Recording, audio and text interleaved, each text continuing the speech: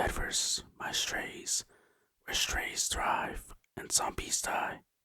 I'm your host DeadVerse, and today we're diving into another ASMR journey. This time, we're exploring the fascinating world of furries, a vibrant and creative subculture built around anthropomorphic animal characters. From the origins of the furry fandom to the meaning behind personas, conventions, and the artistry that brings these characters to life, we'll uncover the rich history and hidden depths of this unique community. If you enjoy relaxing whispers, chill tingles, and deep dive explorations into captivating topics, gently tap that subscribe button and join me on this adventure. Now sit back, relax, and let's uncover the magic and mystery behind the furry fandom. Furries celebrate animals with human traits, blending characteristics like speech, emotions, and upright walking to create unique characters. This tradition dates back to ancient myths, fairy tales, and modern media like Disney films and anime. Over 95% of furries create a personalized persona, which serves as a digital or physical avatar reflecting their personality, ideas, and creative vision. These personas range from realistic depictions of animals to entirely original hybrid scenes or species in particular.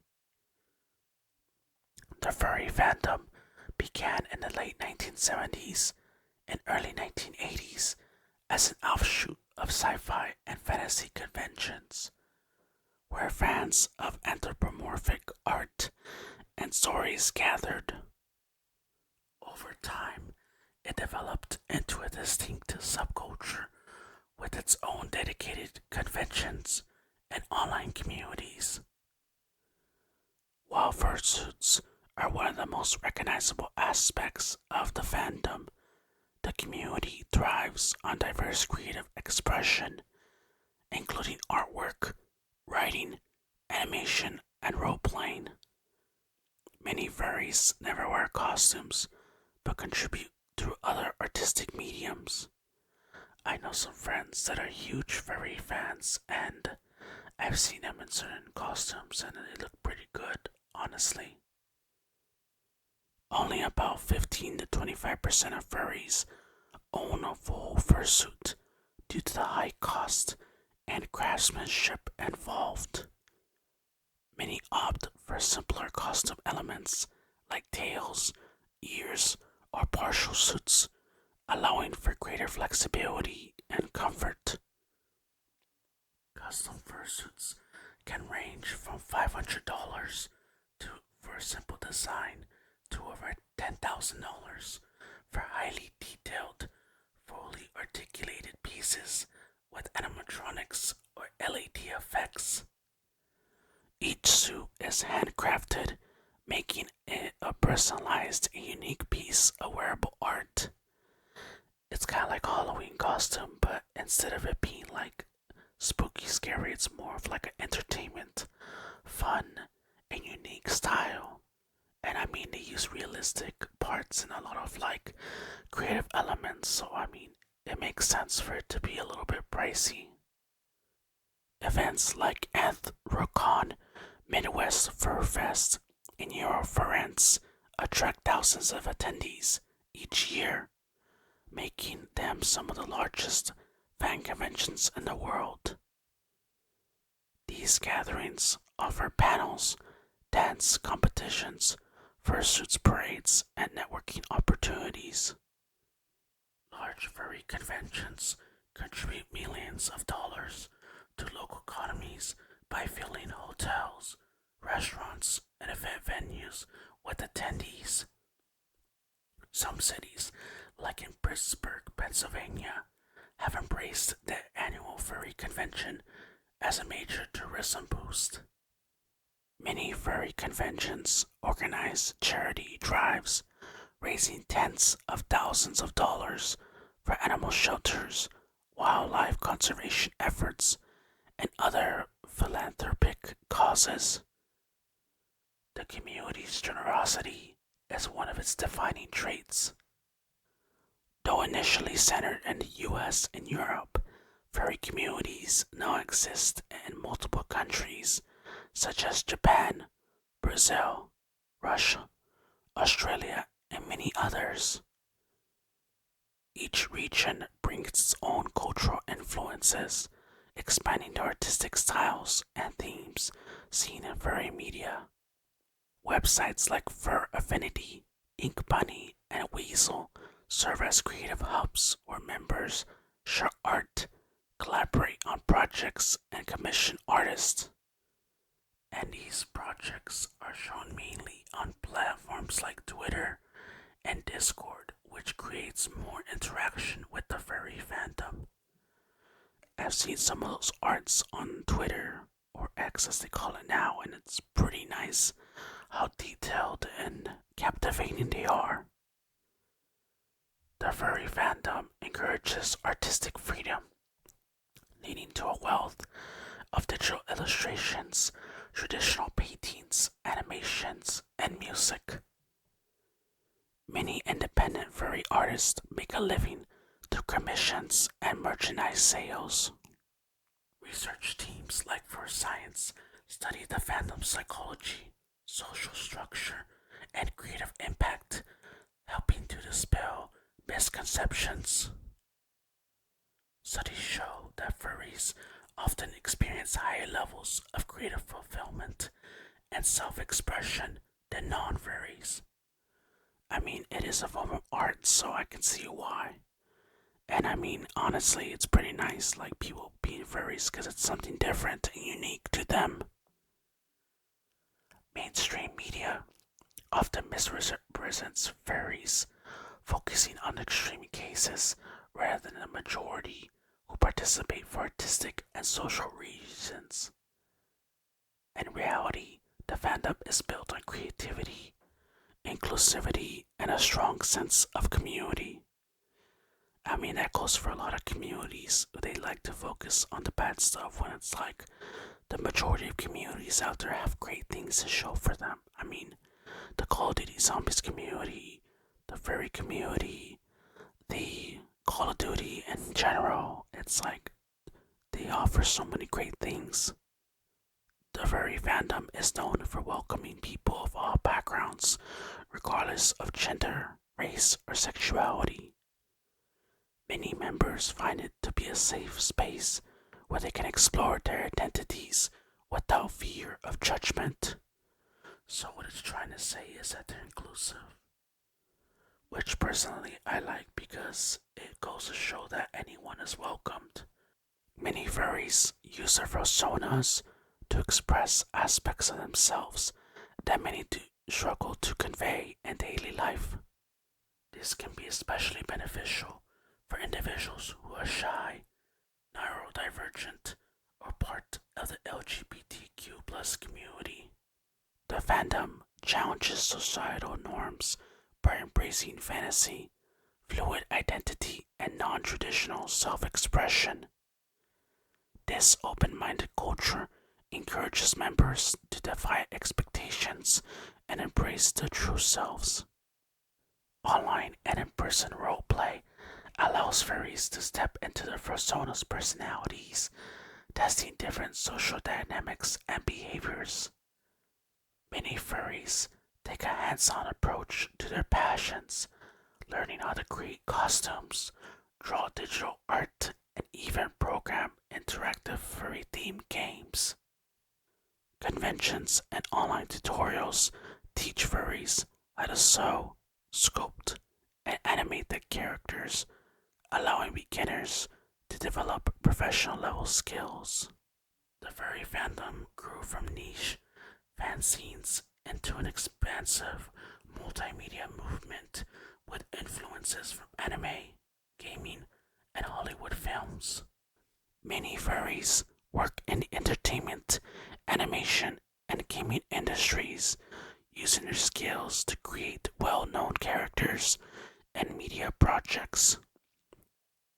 Some characters, this year, 2025, I'm pretty sure are influenced and derived from the furry fandom. Many furries find the fandom after experiencing bullying, social anxiety, or exclusion from mainstream groups.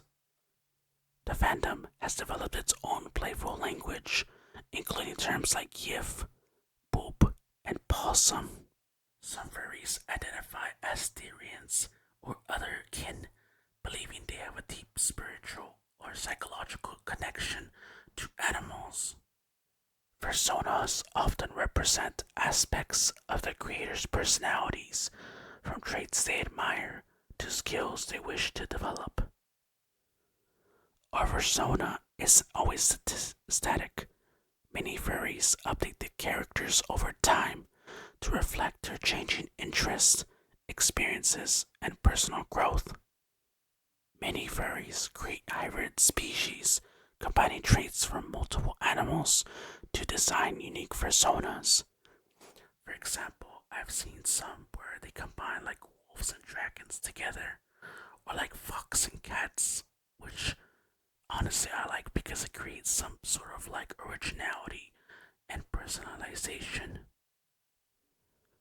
Many furry characters are inspired by futuristic or fantasy settings, leading to cyberpunk, medieval, and post-apocalyptic personas. So basically, there's more variety in this case. Fursuiters often emphasize paw pads, claws, and digitigrade leg styles to enhance their animal-like appearance. Some high-end fursuits incorporate animatronics, LED lights, and voice changers to make them more interactive. The fandom has its own music artist who creates songs inspired by personas, animal themes, and the community itself. For example, in genres that are like from electronic and pop to rock and orchestral compositions. There are many furry themed games, for example, Night in the Woods, Dust and Elysian Tale, and of course, The Legend of Spyro. Many beloved animal movies that are mainly animated, such as Zootopia, Kung Fu Panda, and The Lion King, are heavily influenced in the furry fandom. Professional sports teams, theme parks, and brand mascots use furry style costumes to engage audiences. Commissioned artwork is a major part of the fandom, with thousands of artists creating custom pieces for fans. There are many books specifically in furry literature, for example, like Watership Down, Redwall, and The Call of the Wild, which is one of the most influential books in history. Has it influenced the literature specifically for furries, and this inspires authors to write their own anthropomorphic stories, which is great to see, honestly. There are several virtual reality platforms for furries to interact in, for example, VR Chat and Neo's VR, where they can be their personas and digital spaces. There are many content creators that are mainly in the furry fandom, such as Majura, Strawberry, Beta Itadelota, and Pokari Roo. What they do is that they share vlogs, tutorials, and entertainment content based on the furry fandom, which is great because it helps to educate them, and also for people like me who are not necessarily in the furry fandom, it gives me an idea and a perspective of what's going on, and I really like that. Many furries participate in tabletop RPGs and online role-playing forums with their characters.